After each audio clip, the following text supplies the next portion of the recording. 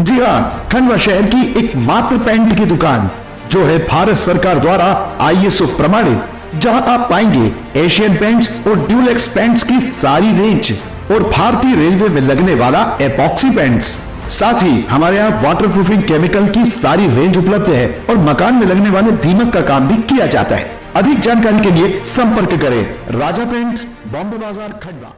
कि महिला आरक्षण और इस देश में महिलाओं को राजनीति में 33% हिस्सेदारी मिले, ये सपना था स्वर्गीय राजीव गांधी जी का, ये सपना था हमारी नेता आदरणीय सोनिया गांधी जी का, और ये संकल्प है राहुल गांधी जी का, और इसके लिए संघर्ष कर रही हैं प्रियंका गांधी जी, खड़गे जी पूरे सदन में। 23 जो हमारा बिल था महिला आरक्षण, वो 2023 में पास हो गया, और महिला आरक्षण बिल 2023 में पास होने के बाद आज संसद में कानून बन चुका है। लेकिन भारतीय जनता पार्टी जो महिला विरोधी है, इसने 2 शर्तें लगाकर उस महिला आरक्षण बिल पर बंद कर दिया। इन्होंने शर्तें लगाई परिसीमन की और जनगणना का। इन्होंने कहा 2023 में हम बिल तो पारित कर दिया, लेकिन पहले इस देश में जनगणना होगी, उसके बाद परिसीमन होगा, तब आपको महिलाओं को 33% की हिस्सेदारी बनेगी।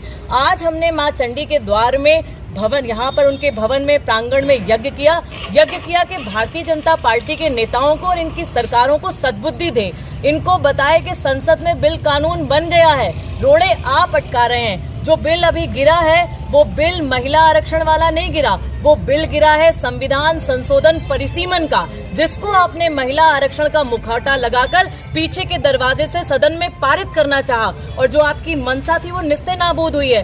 परिसीमन का विरोध हम इसलिए कर रहे हैं कि पहले उसके जनगणना कराइए। 2011 की जनगणना के आधार पर जो परिसीमन आप करना चाहते थे, आपने परिसीमन के नियम बदल दिए।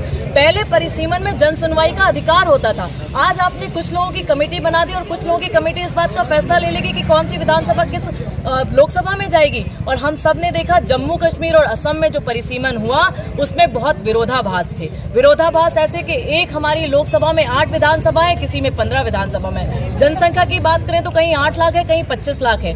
तो जिस तरीके की सोची समझी साजिश के तहत भारतीय जनता पार्टी महिला आरक्षण को मुखौटा लगाकर इस देश की संरचना को दक्षिण और उत्तर के बीच में बांटना चाहती थी, वो आपकी जो विचारधारा है वो निस्ते नाबूद हुई है। हे मां चंडी, हम आपसे आज सारी महिला साथी निवेदन करते हैं कि आप यदि वाकई महिलाओं को सदन में हिस्सेदारी देना चाहते हैं तो 2029 के चुनाव में महिलाओं का जो बिल बन चुका है, जो कानून बन चुका है, उसको लागू करिए, और जो 543 सीटें हैं उसमें 33% आरक्षण दीजिए। 181 महिलाएं सदन में आएंगी, और आज जो ज्वलंत मुद्दे महिलाओं से रिलेटेड है, चाहे महंगाई हो, चाहे सिलेंडर हो, चाहे पेट्रोल हो, चाहे बढ़ती हुई शिक्षा की फीस हो, चाहे हमारी सड़कें हो, हमारा पानी हो, उसकी आवाज हम सदन में उठाएंगे। लेकिन रोकने का काम भारतीय जनता पार्टी कर रही है। मैं आप सबके माध्यम से, मीडिया के माध्यम से भी एक निवेदन करना चाहूंगी, जो हेडलाइन बनाई जा रही है, प्रायोजित की जा रही है कि महिला आरक्षण बिल गिर गया। महिला आरक्षण बिल नहीं गिरा, महिला आरक्षण बिल सदन में कानून बन गया है। इस देश में यदि कोई गिरा है